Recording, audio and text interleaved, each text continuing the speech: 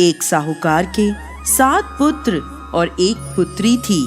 एक बार कार्तिक मास की कृष्ण पक्ष की चतुर्थी तिथि को साहूकार की पत्नी सहित 7 बहुओं और बेटी ने करवा चौथ का व्रत रखा। जब साहूकार के बेटे भोजन करने बैठे तब उन्होंने अपनी बहन से खाना खाने को कहा। तब बहन बोली, भाई अभी चांद नहीं निकला है, चांद निकलने पर उसे अर्घ देकर ही मैं भोजन करूंगी।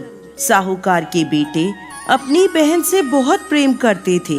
वो अपनी बहन को भूख से व्याकुल नहीं देख पाए और शहर के पास की पहाड़ी पर एक दीपक जलाकर चलने की ओट में रख दिया और बहन से बोले, देखो बहन, चांद निकल आया है, अब तुम अर्घ देकर भोजन कर लो।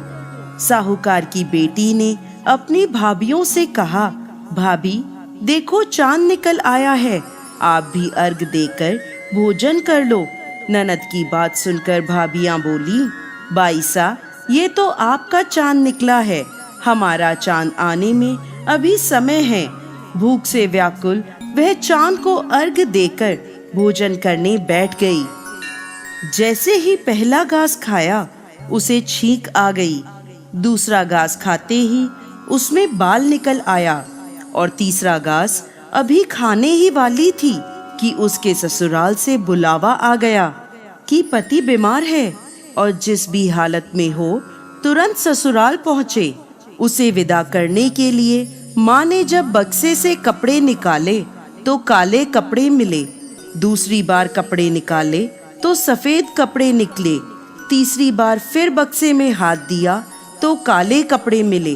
बेटी बोली, माँ तुम ये सब रहने दो, मैं जाती हूँ। माँ घबराकर बेटी से बोली, बेटा रास्ते में जो भी छोटा बड़ा मिले सबके पैर पड़ती जाना, जो भी बूढ़ सुहागन होने का आशीर्वाद दे वहीं अपने पल्ले में गांठ बांध लेना।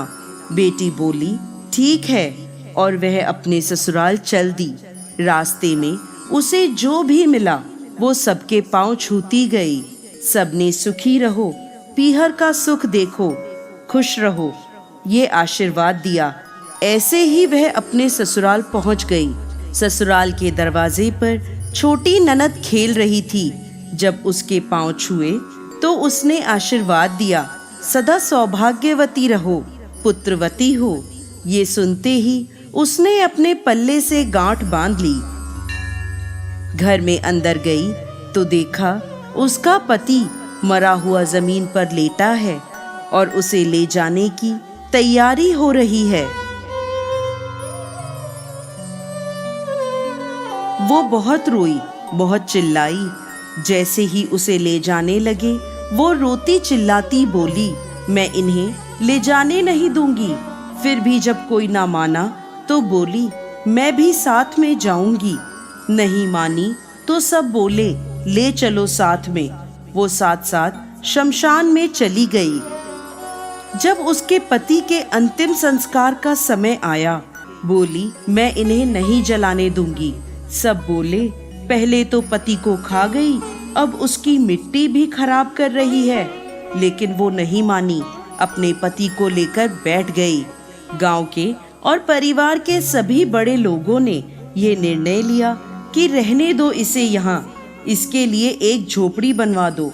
वो वहाँ अपने पति को लेकर रहने लगी, अपने पति की साफ सफाई करती और उसके पास बैठी रहती। उसकी छोटी ननद दिन में 2 बार आकर उसे खाना दे जाती थी और वह हर चौथ का व्रत करती, चांद को अर्घ देती, जोत देखती।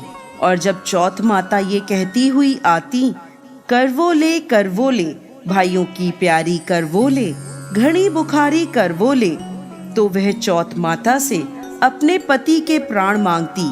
पर चौथ माता उसे ये कहती, हमसे बड़ी चौथ माता आएगी तब उससे अपने पति के प्राण मांगना। ऐसे एक एक करके सभी चौथें आई और सब यही कहती चली गईं। अश्विन की चौथ माता बोली, तुझसे कार्तिक की चौथ माता नाराज हैं, वो ही तेरा सुहाग लौटाएंगी। जब कार्तिक की सबसे बड़ी चौथ करवा चौथ आई तो उसने अपनी छोटी ननद से 16 श्रृंगार का और सुहाग का सामान मंगवाया और करवे मंगवाए। सास ने सोचा, पागल हो गई है, जो मांगती है दे आओ। साहूकार की बेटी ने